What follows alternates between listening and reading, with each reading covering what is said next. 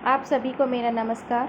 मैं लीना पुरोहित, सहायक आचार्य संस्कृत, श्री गोविंद गुरु राजकीय महाविद्यालय बांसवाड़ा। कल के वीडियो में हमने उत्तर रामचरितम की प्रस्तावना को देखा था। उसमें हमने पढ़ा था कि किस प्रकार से राम के राज्याभिषेक की तैयारियां चल रही थी, नांदी गान चल रहा था। और जब राम ने लंका समर के अपने जो मित्र साथ में आए थे, लंका युद्ध जीतने के बाद में जो उनके साथ राज्याभिषेक में सम्मिलित होने उन्हें छोड़ने आए थे अयोध्या तक, उनका स्वागत अभिनंदन हो रहा था। उन सभी मित्रों को अब उन्होंने विदा कर दिया है। उसमें महाराज जनक को भी उनके द्वारा विदा कर दिया गया था। जनक जो सीता के पिता हैं, इतने दिन से वो यहाँ थे और अब वो छोड़कर चले गए, तो सीता का मन उदास होना स्वाभाविक था। तो जो राम थे वो उन्हें सांत्वना देने के लिए उनके पास जाते हैं। अब आज हम जो पढ़ेंगे उसके आगे का कथानक देखिए किस प्रकार से शुरू होता है। और आज हम श्लोक संख्या 8, 9, 10 का अध्ययन करेंगे। ततः प्रविष्टो राम सीता। ततः उसके बाद बैठे हुए राम सीता प्रवेश करते हैं। क्योंकि ये नाटक का मंचन हो रहा है, यहाँ पर पर्दे पर दिखाया जा रहा है, तो अब दूसरा दृश्य आया कि राम सीता के पास गए तो राम सीता का स्टेज पर प्रवेश बताया गया। राम बोलते हैं, देवी वैदेही विश्वसिहि ते हि गुरुवो न शक्नुवन्ति विहातु अस्मान्। राम बोलते हैं, देवी सीते विश्वसिहि विश्वास रखो, ते ही गुरुवो न शक्नुवन्ति विहातु अस्मान्। ये गुरुजन और जनक जी हमको छोड़ नहीं सकते, इनको छोड़ नहीं सकते। अब आगे का श्लोक देखेंगे। किं त्व अनुष्ठान नित्यत्वं स्वातंत्र्यम् अपकर्षति संकटाहि आहिताम् अग्निनां प्रत्यवायेर गृहस्थता। किंतु परंतु अनुष्ठान का नित्यत्वम नित्य रूप से पालन करना स्वातंत्र्यम अपकर्षति स्वतंत्रता में विघ्न उत्पन्न कर देता है। क्योंकि संकटाहिताग्निनाम, क्योंकि ही का मतलब होता है क्योंकि अग्निहोत्री के लिए, आहिता अग्नि नाम अग्निहोत्री के लिए गृहस्थता अनेक विघ्नों से संकट उत्पन्न होती है। जो अग्निहोत्री होते हैं वो गृहस्थ में रह जाते हैं तो उनको बड़ा संकट महसूस होता है। अर्थात विधि जो रोज नित्य कर्म करते हैं उस विधि का लोप होने के भय से अग्निहोत्री जो होते हैं वो चाहे जहाँ रुकने के लिए स्वतंत्र नहीं होते। उनका गृहस्थ में रहना बड़ा ही संकटमय है। यही कारण है कि पूज्य गुरुजनों को न चाहते हुए भी जाना पड़ा, क्योंकि वह नित्य कर्म करने वाले हैं, ज़्यादा समय तक यहाँ रुक नहीं सकते थे। इसलिए महाराज जनक को, गुरुजनों को यहाँ से जाना पड़ा। तो यहाँ पर एक शब्द आया है आहिताग्नि नाम। ये क्या होती है कि अग्निहोत्र जो स्वीकार करने वालों की, आहिता अग्नि नाम का मतलब होता है अग्निहोत्र व्रत को स्वीकार करने वालों की। आहिता अग्नि वे व्यक्ति होते हैं जो कि विवाह के समय से प्रतिदिन प्रातः स्वयं और सायं उसी वैवाहिक अग्नि में हवन करने का व्रत स्वीकार करते हैं।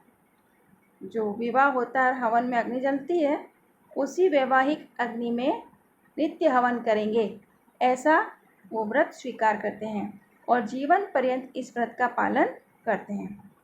और मृत्यु के अनंतर, यानी कि जब उनकी मृत्यु हो जाती है तो उनका दाह संस्कार भी उसी वैवाहिक अग्नि से होता है। तो ऐसे व्रत को करने वाले जो होते हैं वो अग्निहोत्री कहलाते हैं। इसलिए उनका चिरकाल तक बाहर रहने का निषेध है। वो लंबे समय तक बाहर नहीं रह सकते, क्योंकि उनका इस कार्य में विघ्न पड़ जाता है। इसलिए जनक जी भी बहुत दिनों तक अयोध्या में नहीं रह सकते थे, क्योंकि जो अनुष्ठान था उनके लिए नित्य कर्म था। नित्य कर्म मतलब प्रतिदिन करने वाला। नित्य कर्म उन्हें कहते हैं जिनके करने से कोई विशेष लाभ नहीं होता, लेकिन न करने से हानि होती है। तो यहाँ पे नित्य कर्म शब्द आया है तो ये जानना जरूरी है कि कर्म जो है 3 प्रकार के होते हैं: नित्य कर्म, नैमित्तिक कर्म और काम्य कर्म। यहाँ पे जिसके बारे में बात की थी वो नित्य कर्म है, जो रोज़ करें, करना ज़रूरी है, लेकिन उससे कोई विशेष लाभ नहीं होता, लेकिन नहीं करें तो हानि होती है, उसे कहते हैं नित्य कर्म। अब इसके आगे जब सीता जवाब देती है, सीता बोलती है, जानामि आर्यपुत्र, जानामि किंतु संतापकारिणो बंधुजन विप्रयोगो भवन्ति। सीता ने बताया, सीता ने जवाब दिया कि मैं सब जानती हूँ आर्यपुत्र, मैं सब जानती हूँ, परंतु संतापकारिणो बंधुजन विप्रयोगो भवन्ति, किंतु बंधुजन का वियोग जो होता है संतापकारी ही होता है। मतलब ये संसार का स्वभाव है कि कोई प्रिय जाता है तो दुख होता है, इसीलिए मेरा चित्त दुखी हो रहा है। राम कहते हैं, एवं एतत् एते ही हृदय मर्मच्छिद्दः संसार भावः। एवं एतत् ऐसा ही है, एते ही हृदय मर्मच्छिद्द संसार भावः, ये हृदय के मर्म स्थलों को विदीर्ण करने वाले सांसारिक बंधन हैं। कि हमारे जो मोह माया है उसको हम छोड़ नहीं सकते, हमारा पी जाता है तो हम अपने आप दुखी हो जाते हैं। ये हृदय के मर्म स्थलों को विदीर्ण करने वाला सांसारिक बंधन है। येभ्यो विभत्समानाः संत्यज्य सर्वान् कामान् अरण्ये विश्रामयन्ति मनीषिणः। जिसके ऐसा जो बंधन वाला सांसारिक बंधन है, जो हृदय के मर्म स्थल को विदीर्ण कर देने वाला है, येभ्यो विभत्समाना संत्यज्य, ऐसे विभत्स और जो विज्ञजन जो होते हैं, विद्वान जो होते हैं, मनीषीण जो होते हैं, वो ऐसे सभी कामनाओं को छोड़ करके, परित्याग करके अरण्य में, जंगल में विश्राम करते हैं, जंगल में रहते हैं। तो यहाँ पर बताया है कि जो इच्छा है वही दुखों का कारण है। इसको परित्याग करके ही जो तत्ववेत्ता होते हैं, सुधीजन होते हैं, वे मनुष्य सब सांसारिक झगड़े, सब सांसारिक बातों को छोड़कर शांत जीवन व्यतीत करते हैं। आगे कंचुकी का प्रवेश होता है। कंचुकी बताते हैं, रामभद्र इत्योर्थोक्ते साशंकम। महाराज, कंचुकी का जब प्रवेश होता है तो प्रवेश करके बोलते हैं रामभद्र, फिर आधी शंका में आ जाते हैं, फिर बोलते हैं महाराज। तो राम सस्मितम, राम मुस्कुराते हुए बोलते हैं, आर्य ननु रामभद्र, आर्य निश्चित ही रामभद्र, इत्येव मां प्रत्युपचार शोभते तात परिजनस्य। जो मेरे तात के जो परिजन हैं, मेरे पिता के परिजन हैं, सेवक हैं, वयोवृद्ध हैं, तो आपका ये व्यवहार, ये उपचार, ये संबोधन करना ही अच्छा लगता है। तदत्याभ्यस्तम अभिधीयताम, इसलिए आप जिसके अभ्यस्त हैं वो क्या कहते थे? रामभद्र कहते थे छोटे थे तब। तो आप जिसके अभ्यस्त हैं वही कहिए, रामभद्र ही कहिए। अब कंचुकी बोलते हैं, देव ऋष्य श्रृंगा आश्रमात अष्टावक्र संप्राप्त। ऋषि श्रृंग के आश्रम से अष्टावक्र पधारे हैं। ये सुनकर के सीता बोलती है, आर्य तथा किम विलंबयति, आर्य तब देर क्या है, मतलब उन्हें लेकर आओ, शीघ्र ही अविलंब प्रवेश कराओ, लेकर के आओ। राम कहते हैं, त्वरितम प्रवेश, जल्दी से लेकर के आइए। कंचुकी निष्क्रांत कंचुकी बाहर चला जाता है, फिर वापस आते हुए बताते हैं क्योंकि ये नाटक चल रहा है इसलिए आना जाना पर्दे पर स्टेज पे चलता रहता है। अब वो अष्टावक्र को लेकर आए। अष्टावक्र स्वस्ति वाम, अष्टावक्र कहते हैं आप दोनों का स्वस्ति कल्याण हो। राम ने बोला भगवान अभिवादिये पितः आसिता, भगवान प्रणाम करता हूँ इधर पधारिए। सीता बोलती है भगवान नमस्ते अपि कुशलम सजामात्रकस्य गुरुजनस्यार्याया शांतयाश्च। सीता ने पूछा कि जामाता कौन थे? ऋषि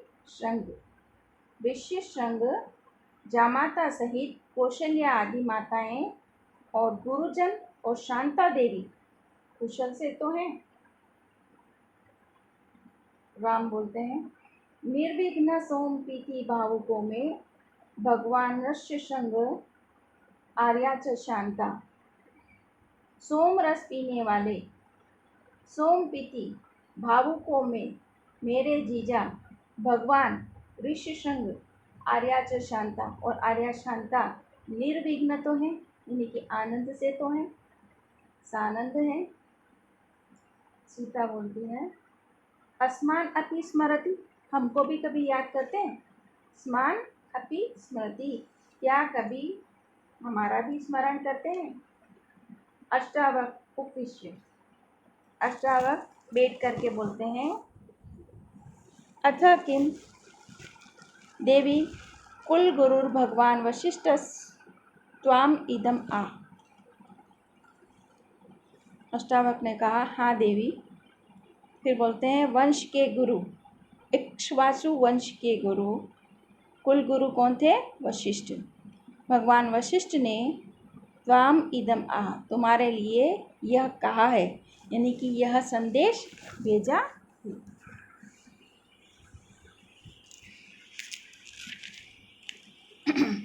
तो यहाँ पर हमने देखा कंचुकी एक शब्द आया था।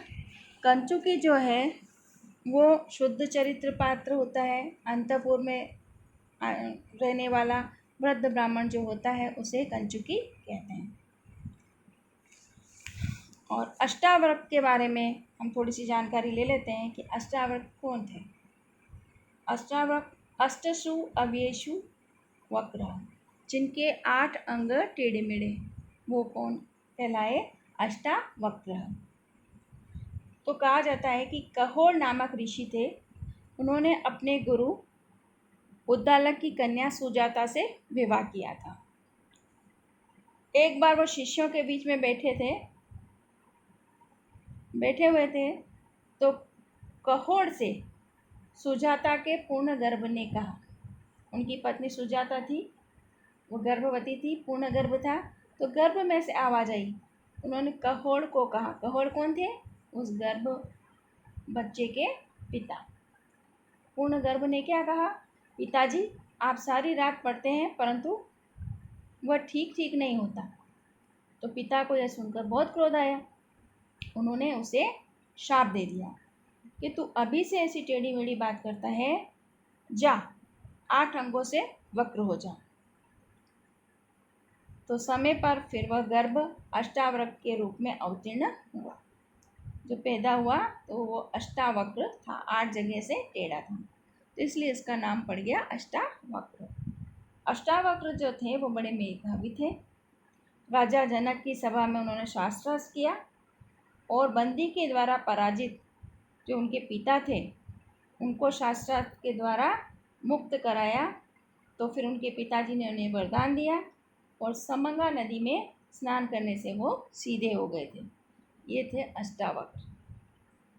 इस तरह से एक शब्द आया है सोमपीति।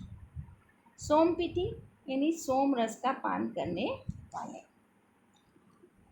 अब हम आगे देखेंगे, हमारा श्लोक नंबर है 9 जो आपकी स्क्रीन पर है। विश्वम्भरा भगवती भवतीं सूत राजा प्रजापति समो जनघ पिता ते तेषां वधूस्त्वमसि नंदिनी पार्थिवानां येषां कुलेषु सविता च गुरुर्वयं च। विश्वम्भरा यानी विश्व का भरण पोषण करने वाली भगवती वसुंधरा ने तुमको उत्पन्न किया है। भगवती सूत, वसुंधरा ने तुमको उत्पन्न किया। वसुंधरा मतलब ये पृथ्वी, जो विश्व का भरण पोषण करने वाली इस पृथ्वी से सीता माता पैदा हुई थी।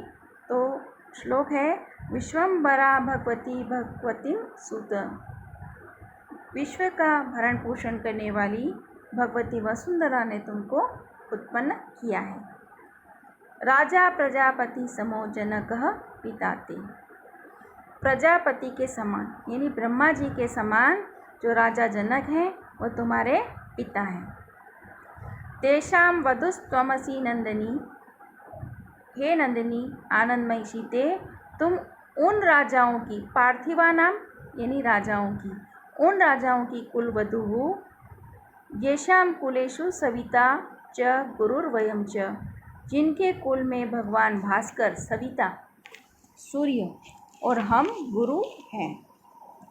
यानी कि मातृ संपत्ति वसुंधरा आपकी माता है, पितृ संपत्ति ब्रह्मा जी के समान पिता जनक आपके पिता हैं, और हमारे समान गुरु जो हैं ये आपकी संपत्ति है। तो तुम्हारे लिए हमारे आशीर्वाद सदैव सफल हो, मतलब हम जो आशीर्वाद दें वो जरूर आपके लिए सफल हो।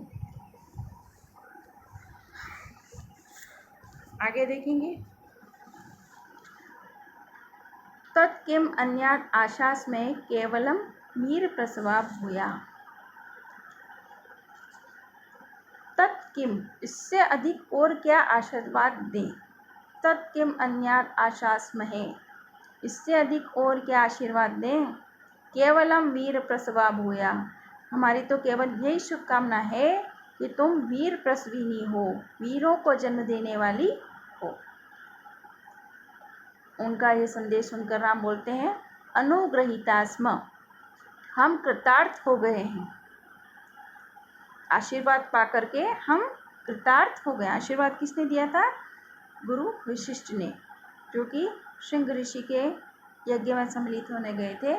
वहाँ से उन्हें अष्टावक्र को भेजा था और उनका संदेश सुनाया था। उन्होंने क्या संदेश दिया? केवलम वीर प्रसवा भूया, कि आप वीरों को जन्म देने वाली वीर प्रसविनी हो। राम ने बोला अनुग्रहिता स्म, हम कृतार्थ हो गए, क्योंकि लोकी का नाम ही साधु नाम अर्थम वाग अनुवर्तते, ऋषिणाम पुनराध्यानाम वाचम अर्थो अनुधावती। क्योंकि लौकिक सत्पुरुषों की वाणी तो अर्थ के पीछे चलती है, परंतु जो ऋषि हैं, भूत भविष्य वर्तमान का दर्शन करने वाले जो आद्य ऋषि हैं, उन ऋषियों की वाणी के पीछे पीछे अर्थ स्वयं चलता है, अर्थात उनकी वाणी कभी व्यर्थ नहीं होती। जब गुरु वशिष्ठ ने, ऋषि वशिष्ठ ने ये आशीर्वाद दे दिया है तो फिर उनकी वाणी कभी व्यर्थ नहीं होगी। तो यहाँ पर वीर प्रसविनी भूया शब्द आया है। वीरः प्रसवो यस्या सा, यह आशीर्वाद दिलाकर कवि ने मुख संधि के परिकर नामक अंग का वर्णन किया है। परिकर का मतलब क्या है? आगामी विभिन्न घटनाओं का संकेत ही अर्थ बाहुल्य है। मतलब वीर प्रसवा भूया, आगामी घटना पता चल गई कि सीता गर्भवती है, तो उनके जो पुत्र होगा वो वीर ही होगा। ऋषि मंत्र दृष्टा को कहते हैं। पुराण ऋषियों की वाणी द्विधाहीन होती है, उन्हें अर्थ के पीछे पीछे दौड़ना नहीं पड़ता, अर्थ स्वयं उनकी वाणी के पीछे चलता है। यानी कि उनके वो सिद्ध वाक होते हैं, वो जो बोलते हैं वो सत्य ही होता है। तो यहाँ पे भी आगामी घटना चक्र की अपरिहार्यता की ओर संकेत मिल गया कि अब जो पुत्र होंगे या पुत्र होगा वो वीर ही होगा। वीर प्रसविनी भूया। अब यहाँ पर राम ने खुद ने ये जो श्लोक बोला था कि लोकी का नाम ही साधु नाम अर्थवाग अनुवर्तते ऋषि नाम पुनराध्या नाम वाचम अर्थ अनुधावती। यहाँ पर नायक जो राम है, नायक के द्वारा कथा के बीज का आधान करना, इसलिए यहाँ पर समाधान नामक मुख संधि है। और मुनियों की वाणी के गुणों का दर्शन करने से विलोपन नामक मुख संधि के अंग का यहाँ पर वर्णन किया गया है। इसी प्रकार से यहाँ पर लौकिक महात्माओं की अपेक्षा ऋषियों की वाणी के आधिक्य का वर्णन किया है, इसलिए यहाँ पर व्यतिरेक अलंकार है, प्रस्तुत प्रशंसा भी है, गुण प्रसाद और अनुष्टुप छंद है। तो आपको प्रथम अंक का आज यहीं तक, कल इसके आगे की घटनाओं को हम पढ़ेंगे। धन्यवाद।